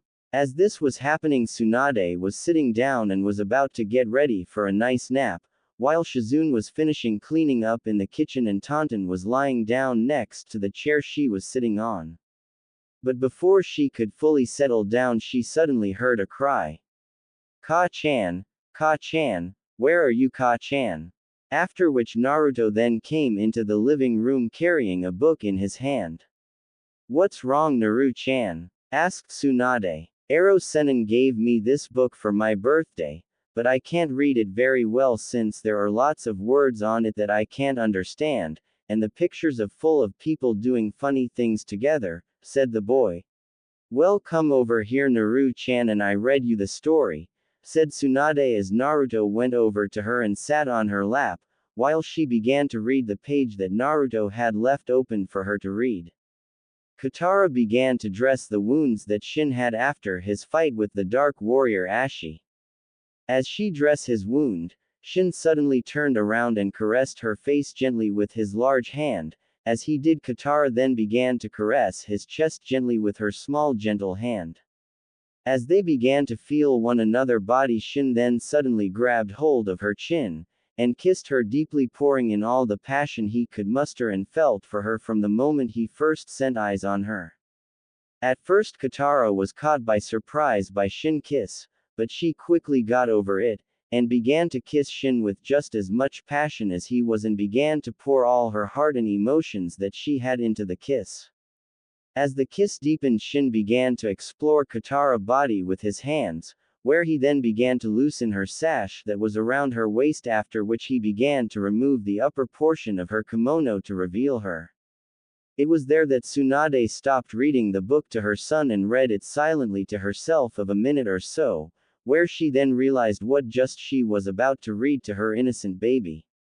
Tsunade then quickly skipped to a few pages ahead to where the pictures for the book were, and saw that what they were showing, she quickly covered her son's eyes so he could not see the images of the detail various adult images. Ka-chan, what wrong? Why aren't you reading the story? What's happening and why won't you let me see the picture? Asked the boy as he squirmed in his mother's arm and tried to get her hands off from covering his eyes, but Tsunade would not allow it. Tsunade then quickly turned to the cover of the book to see exactly what Jiraiya had given her son for his birthday, and what she had been reading to him, although she had an idea what it was. When she turned the book, she read the cover. Ika Ika Paradise, limited colored pictured edition, with author autograph, exactly what she had thought. That damn perverted excuse for a life form. I warned him what would happen to him if he tried to corrupt my Naruto-chan and turn him into a pervert like him. When I get my hand on him, not even an entire army of medics will be able to heal him once I done with him. Though Tsunade furiously as she thought all the different ways he could torture and kill a certain toad pervert she knew and thought about which would be the slowest and most painful way to torture and kill him. All the while as Tsunade was thinking of this, Naruto had finally gotten out of his mother hold and got her hands off his eyes. He tried to see the pictures in the book again but could not since his mother had closed the book. He then tried to get his mother attention but she was too caught up in the different ways she would torture and kill Jiraiya to pay attention to him. And as if the heavens themselves were answering Tsunade praise, Jiraiya suddenly appeared in the living. Naruto. Where are you? I gave you the wrong bow, spoke Jiraiya panic-like but stopped when he saw Naruto sitting on his mother's lap with her holding the book. It was then that Jiraiya knew he was too late and that he was dead man. When Jiraiya appeared, Tsunade slowly turned around to face Jiraiya, with a look in her eyes that was so frightening that it would have made the devil himself shit himself. The point was proven since Jiraiya nearly did so himself. She also had a smile on her face that was far too sweet, and made her look all the more sinister looking than their old teammate Orochimaru could ever look. Well Jiraiya, what a coincidence, I was just thinking about you, said Tsunade all too sweetly, which made Jiraiya shiver in fear and wanted to run as far away as possible, but couldn't since he was frozen with pure terror. All the while as this was happened, Naruto had gotten off his mother's lap when she stood up and was now watching what was happening since he did not really understand what was going on. Is there something wrong, Ero Sennin? Did you met the friend you said you were going to met for your research? Asked Naruto. Well, I don't kkk no w what your tt taking about n Naruto, said Jiraiya nervously since he didn't want to get into any more trouble with Tsunade that he was in now. You know Ero Sennin, that friend that you said would help you for your research for your book, you even said that you take me with you next time, said Naruto, who had he noticed he would have seen the dark flames that were now sprouting from his mother's eyes and Jiraiya about ready to wet himself, who was also silently cursing Naruto for opening his big mouth. It was after this revelation that Tsunade knew that her son was far too young to see the horrors that she was about to unleash upon Jiraiya and decided to call Shizune in to take Naruto away for a while. Is there something wrong, Tsunade-sensei? Asked Shizune as she came out of the kitchen to see a petrified Jiraiya who was sweating profoundly, and a sinister-looking Tsunade with an all-too-sweet smile on her face. Oh, noting Shizune, I was just wondering if you could take Naruto out to town for a little while I have a little chat with Jiraiya here about his choices in gifts to Naruto-chan here, replied Tsunade sweetly. When Tsunade had finished speak, Shizune just had a confused look over her face, since she did not understand what Tsunade was talking about. But as soon as Tsunade held up the Ika Ika book to Shizune, she realized what she meant. After which Shizune turned to glare angrily at Jiraiya for trying to turn her godson, little brother, nephew into a pervert. After glaring at the petrified Jiraiya for a minute or so, Shizune then turned and kneeled down to Naruto, who was still watching this in confusion. Naruto-chan, how about you and I going downtown have some ramen at the restaurant in town? At this, Naruto face immediately lit up with excitement at having his favorite food, since his mom told him he could only have ramen once a week. Since she said it was good for him and that if he ate noting but that then it would stunt his growth. Yay, ramen, cried Naruto happily and was about to go with Shizune when he stopped and turned to Jiraiya and his mother. Ero Sennin, Ka-chan, aren't you coming with us? Asked the boy. Jiraiya, deciding that this was his best and only chance of escape, quickly came out of his petrified state. Sure thing, Naruto, and the ramen will be on me, spoke Jiraiya quickly and tired to run off to town so to avoid Tsunade beating. But before he could run away, Tsunade caught Jiraiya by the collar and kept him in place even despite the fact that he kept trying to run, but Tsunade's grip was iron tight and she just slammed Jiraiya down onto the floor hard. You go ahead, Naru-chan. Jiraiya and I are going to play a little game called Operation, said Tsunade with a sadistic smile on her face that would have scared even Orochimaru. Oh, okay, Ka-chan. Come on, Tonton, you can come too, said Naruto as he went off with Shizune, with Tonton getting up and crying, oink, and following after Naruto and Shizune. No. Wait, Naruto, take me with you too, screamed the pervert as his fingernails scratching up the floor as Tsunade dragged him into the next room and then throwing him into the corner of the room. After which the toad hermit began to pray for the heavens to take him now into their sweet embrace, but sadly they weren't listening right now and were just going to sit back and enjoy the show. As Tsunade's towering figure was standing over the cowering Jiraiya, who was hunched back against the corner wall, try to plead for mercy, they heard Naruto cry out as he left the house with Shizune. Have fun, Ka-chan, with Ero Sennin. Ku, ku, ku, ku, ku, oh. I will, Naru-chan, I will, chuckled Tsunade maniacally over the cowering Jiraiya. C-C, come on, Heim. It was an AA accident, honest, why you know me, pleaded Jiraiya as she tried to reason with Tsunade, but unfortunately for Jiraiya, Tsunade was not in a reasonable mood.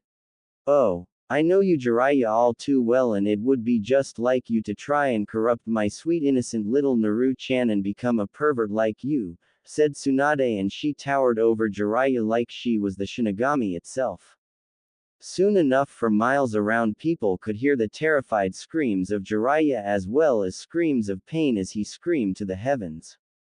A few hours later, Naruto, Tonton and Shizune would return from town and find Tsunade sitting down enjoying a drink of sake and what looked like some kind of deformed human. That was in a heap across from Tsunade, who barely even looked human anymore, and by the way it continued to groan in pain. It gave the impression that its very existence right now was full of nothing but consistent pain and suffering.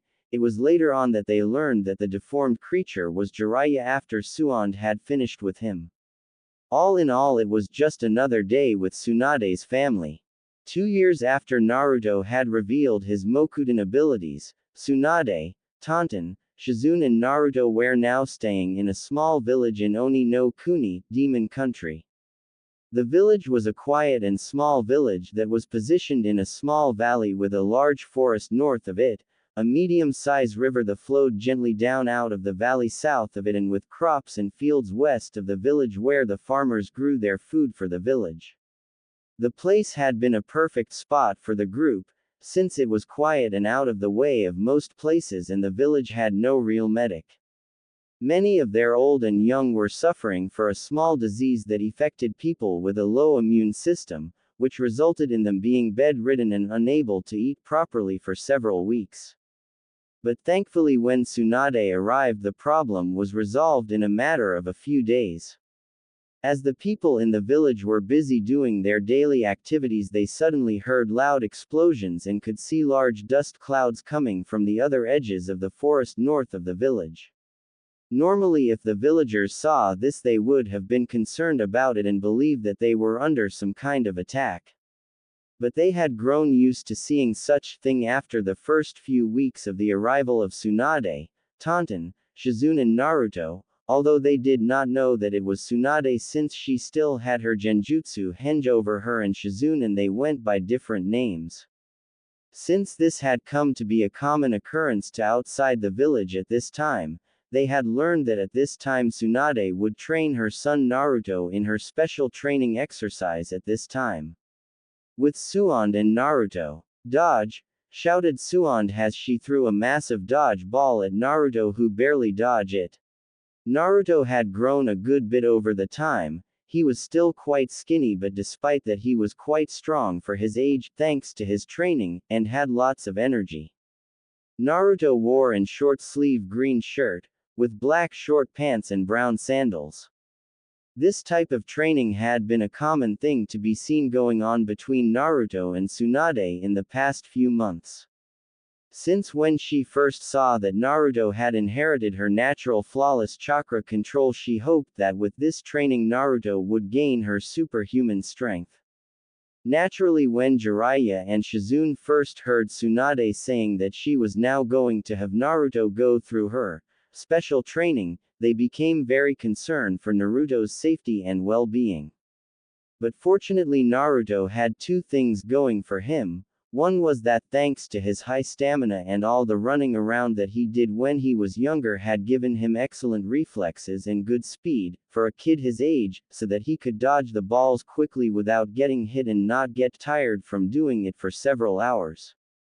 The other was the only real side effect that he got from having the Kyuubi inside of him. The Kyuubi had given him a quick healing factor, where Naruto could recover from chakra exhaustion very quickly, and most wounds he would heal within minutes if not a few hours, depending of how serious the wound was. This had helped Naruto greatly since it allowed him to survive Tsunade's training with little effect, especially when it came to taijutsu training with his mother. Since when Tsunade did taijutsu training with Naruto, she used her full power on Naruto, where he mainly dodge and try and counterattack at the same time, while wearing specially designed gravity weight seals that Jiraiya given him to wear most of the time. Needless to say, Naruto usually returned home with broken bones of a lot of bruises, but regardless of them the training was working, since Naruto's speed was increasing dramatically and his taijutsu style was improved as well. Tsunade even stated at the way he was going Naruto would soon have a firm grasp of her superhuman strength, even though it would still be a couple of more years before he could ever be able to use it to the same level as she could. For several hours Tsunade threw and threw hundreds of dodge balls at her son, where the dodge balls would often explode by the sheer power of the thrown, when it hit the ground or a tree. After a while of this, Naruto was starting to get tired of always dodging and decided to strike back. Soon after, when Tsunade threw another dodge ball and shouted, "Dodge!" Naruto leapt into the air at the incoming dodge ball and channeled all the chakra he could gather. As the dodge ball was about to hit him, Naruto did mid-air spin kick and hit the dodge ball with all the strength he could muster with his chakra-enhanced kick. When Naruto kicked the ball, the power he put into the kick was so great that it overpowered Tsunade's throw. After which Naruto's kick blasted the ball right back at Tsunade with twice the velocity that she threw it with. She was so shocked by what Naruto had done that she had barely been able to dodge the ball, which exploded once it hit that spot that Tsunade had been a second ago. After Tsunade had narrowly dodged the ball, she turned to look at her son, who was somehow still standing after putting so much of his remaining chakra into the kick and was breathing heavily from exhaustion. Incredible. Even after constantly dodging all my throws non-stop for most of the morning, he still had enough strength and power to overpower one of my throws at full power. I knew he was slowly getting better at being able to use my strength, but still. I never thought he have enough control over it to be able to block it and hit it back at me with twice of much force as what I threw at him. Not to mention he's still able to stand up after putting so much power into that kick, after doing something like he should be dead on his feet and unconscious on the ground, thought Tsunade in shock, but quickly got over it, and a large smirk appeared on her face. But then again, he is my son after all. All right, Naru-chan, that enough for today, spoke Tsunade, after which she then started to seal away the large bag that held the remaining dodge balls. But, Ka-chan, I can still key, keep going, said Naruto tiredly. That may be true, Naru-chan, but remember what I said about pushing yourself too far. Now come over here so I can heal you, said Tsunade, where her son was too tried to argue and went over to her to be healed. After a little while, Naruto was fully healed and was itching to start training some more, but his mother wouldn't allow it. But Ka-chan, why can't I? Since you said the more I train the stronger I get, and I want to get as strong as you, Ero Sanin and the Yondaime, said Naruto. Naruto knew a lot about the Yondaime thanks to all the stories that Jiraiya told him about, although Tsunade didn't really like it, since she was still angry at Minato for turning their son into a Jinchuriki. But Naruto was still unaware of the fact that the Yondaime was his father, since both Tsunade and Jiraiya had decided not to tell Naruto until he was ready, in case he accidentally blurted it out to someone.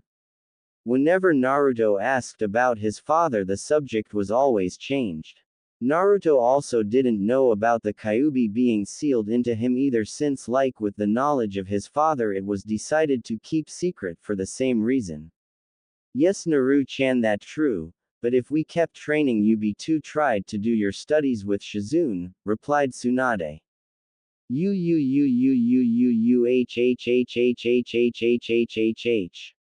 But I like training more, whined Naruto. Now Naru-chan, you know that your studies with Shizune are just as important as your other training, and if you want to be as good at healing as I am, then you have to study hard, said Tsunade, which convinced her son to agree and start to head home. During the last year, Naruto had become very eager to learn about being a medic, which was a dramatic change from when Tsunade had first hired a few months after his 6th birthday.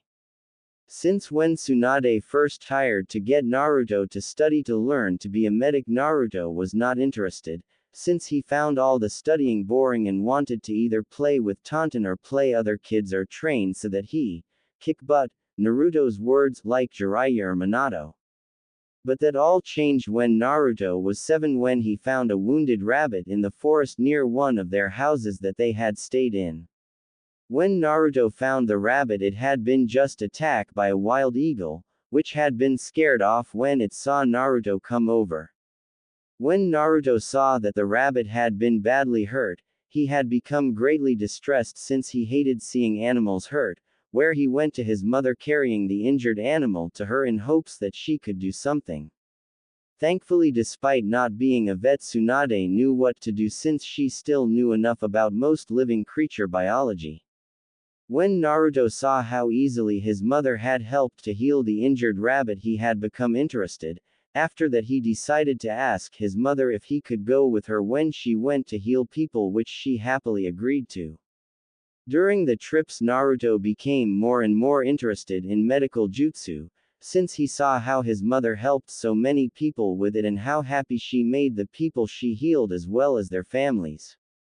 It was then after his mother had healed a young girl, whom Naruto had befriended earlier, who had been seriously injured in an accident when she was playing with other children, that Naruto told his mother he wanted to be trained as a medic, much to his mother's joy, since he told her that he wanted to be a butt-kicking combat medic, where he would kick load of bad guys' butt, and help heal people who are hurt at the same time. After Tsunade heard Naruto's little decree, she had agreed to train Naruto to be a medic, even though it wasn't exactly what she had wanted. Suan knew it was the best she could get. After Naruto decided to train to be a medic, Tsunade started to train Naruto in medical ninjutsu and how to use his chakra to help heal others. Shizune also helped by teaching Naruto about how each part of the body works and what to do if certain things happen, like if a person had broken arm or if they were suffer a heart attack. It had been difficult at first, since Naruto found it difficult to try and remember the names of the different organs or bones and what they do for the body. Even despite Naruto's love of reading things and trying to learn from simple easy-to-read medical books for beginners, he still had trouble focusing on what he was trying to learn.